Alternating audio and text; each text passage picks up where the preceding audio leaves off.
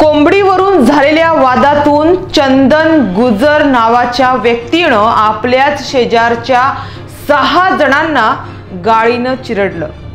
ही घटना अमरावती जिल्ह्यातील दर्यापूर जवळील नाचोणा खुर्माबाद गावात 19 डिसेंबर रोजी संध्याकाळी घडली। या घटनेत 3 जण जागीच ठार झाले तर 3 जण गंभीर जखमी आहेत। अनुसया अंभोरे, अनारकली गुजर या 2 महिला व श्यामराव अंभोरे अशी मृतांची नावे आहेत, तर शारदा अंभोरे, उमेश अंभोरे, किशोर अंभोरे गंभीररित्या जखमी झाले आहेत। या प्रकरणी मिळालेल्या माहितीनुसार राधेश्याम गोविंद गुजर वय वर्षे 60 आणि त्यांचा मुलगा चंदन राधेश्याम गुजर वय वर्षे 32 या 2 आरोपींना पोलिसांनी अटक केली आहे। खल्लार पोलीस ठाण्यात या प्रकरणी गुन्हा दाखल झाला आहे। माध्यमांनी दिलेल्या माहितीनुसार पीडित अंभोरे कुटुंब आणि आरोपी असलेले गुजर कुटुंब हे शेजारी राहतात। मंगळवारी संध्याकाळी शेजारी राहणारा आरोपी चंदन राधेश्याम गुजर वय वर्ष 32 हा त्याचे मामा यशवंत साठे यांचे घरासमोर उभा होता।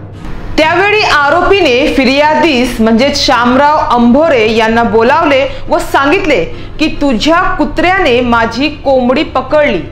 त्यावर फिर्यादी असलेले अंभोरे यांनी सांगितले की सदरचा कुत्रा हा आमचा नसून पाळीव आहे, त्याबाबत त्यांना काहीही माहिती नाही व ते घराकडे जायला निघाले। त्यावेळी संतापलेल्या आरोपी चंदनने फिर्यादीस अश्लील भाषेत शिवीगाळ केली।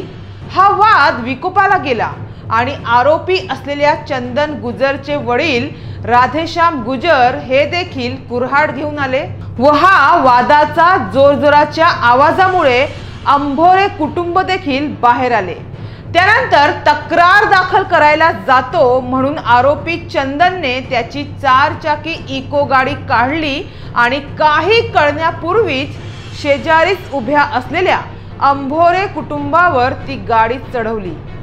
एकदा चिरडल्यानंतर पुन्हा गाडी रिव्हर्स घेऊन त्याने त्यांना गाडी खाली चिरडलं।